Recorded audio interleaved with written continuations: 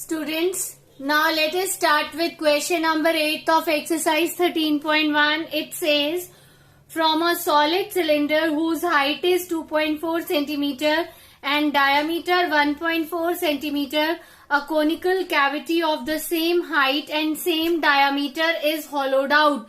Find the total surface area of the remaining solid to the nearest centimeter square.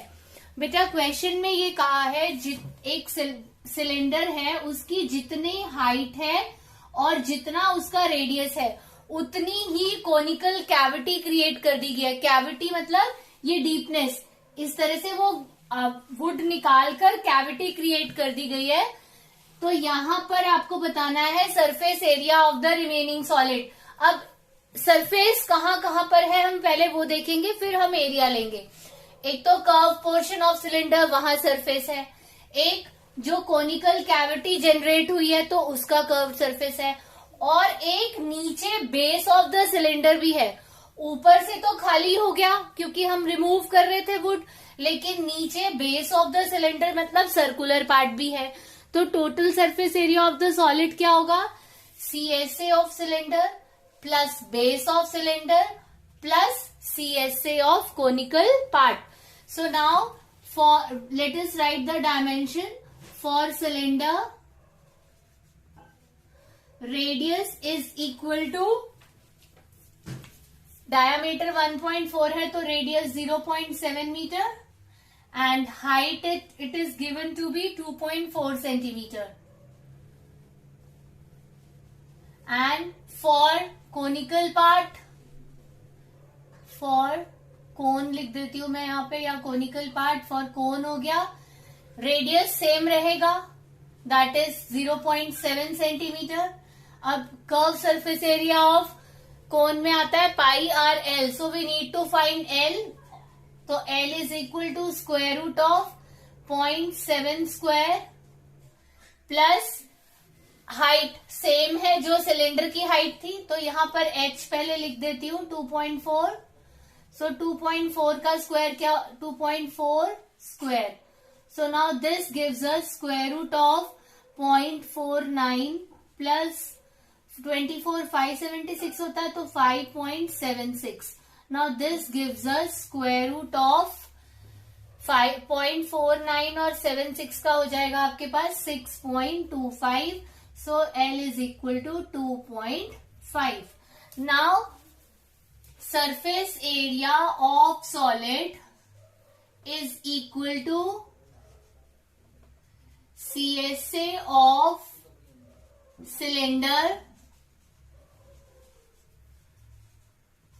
plus CSA of cone, या पहले base लिख देते हैं, plus area of circular base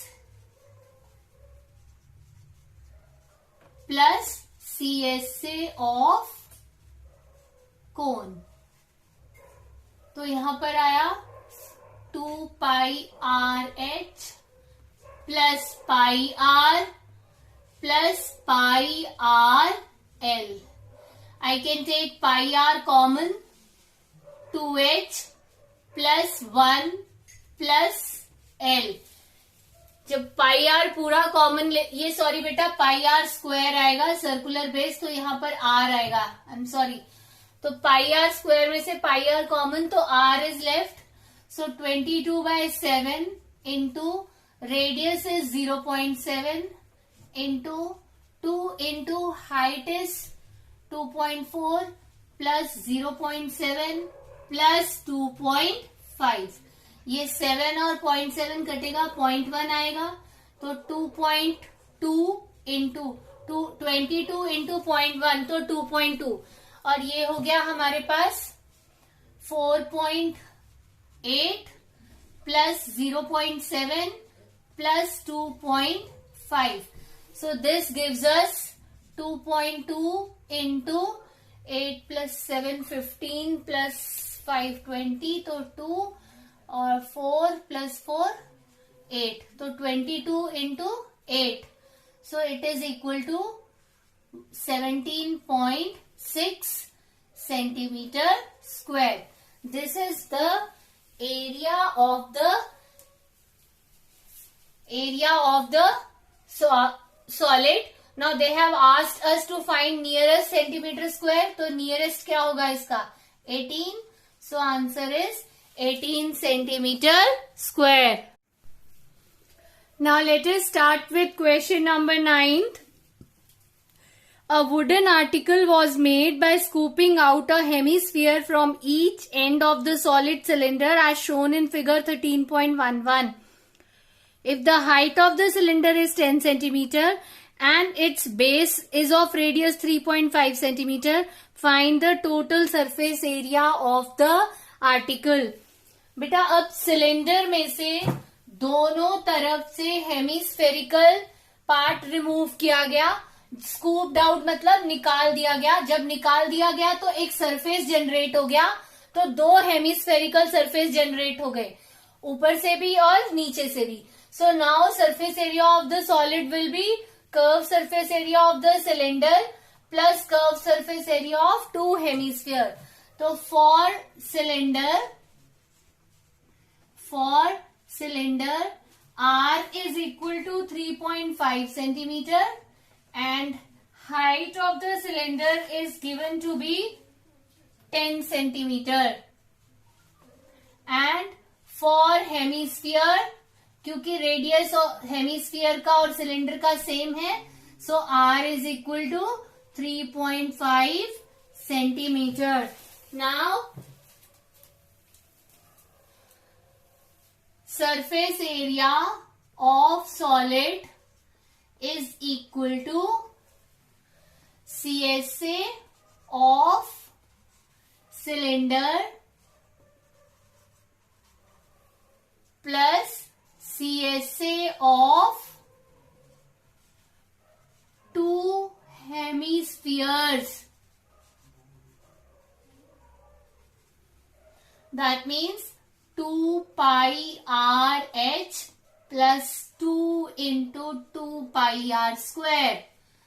So ये हमारे पास हो गया 2 pi R कॉमन ले ले. From here H plus 2R. So 2 into 22 by 7 into 3.5 H हो गया 10 plus 2 into 3.5. This gives us ये 7 और 3.5 तो 0.5 आएगा.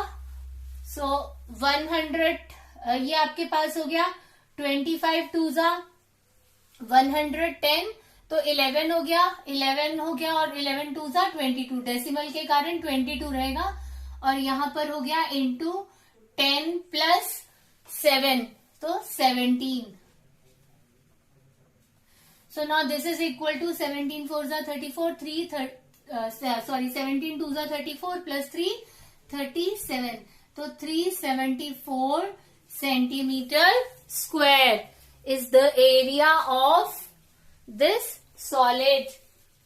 Though we call it as remaining solid, but area will be curved surface area of cylinder plus area of two hemispheres. Now let us with this we finish exercise 13.1.